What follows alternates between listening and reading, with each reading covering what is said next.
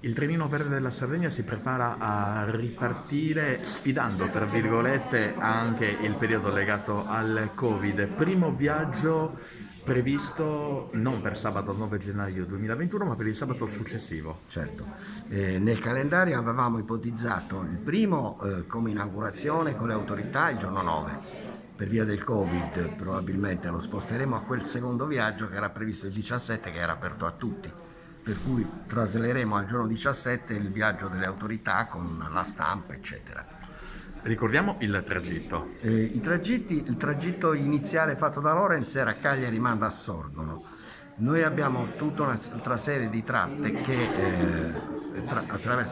attraversate dal Trenino Verde sono storiche e che sicuramente Lorenz avrebbe voluto visitare se avesse avuto più tempo.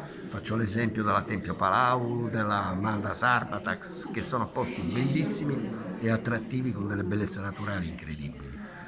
Il sabato, appunto, non 9, ma il successivo. Successivo 17, non so se è sabato o domenica, probabilmente sperando che non ci succeda nulla, dovremmo calendarlo il 17. Un viaggio dedicato solo alle autorità o anche ai cittadini? Quello Si del sarà posto. 17 sarà sicuramente solo per le autorità e la stampa. E poi ci sarà però la Poi ci possibilità nei sarà, giorni successivi. certo, ci sarà tutto un calendario annuale che sarà pubblicato, ma lo trovate nel documento, nella bozza che vi stiamo mandando. È una bozza in divenire perché dobbiamo incontrare i sindaci e tutti gli operatori dei luoghi. L'ipotesi vostra è di partire ufficialmente da quando? Dal 9, con le cadenzate nel periodo invernale, un treno lo troverà nel programma, un treno ogni settimana credo. Adesso non ricordo con esattezza. Poi adesso intensificheremo ancora di più grazie alle risorse finanziarie messe a disposizione dall'assessore al turismo. Quindi i primi mesi ci sarà un treno alla Ci sarà settimana, 1 o 2 treni a settimana.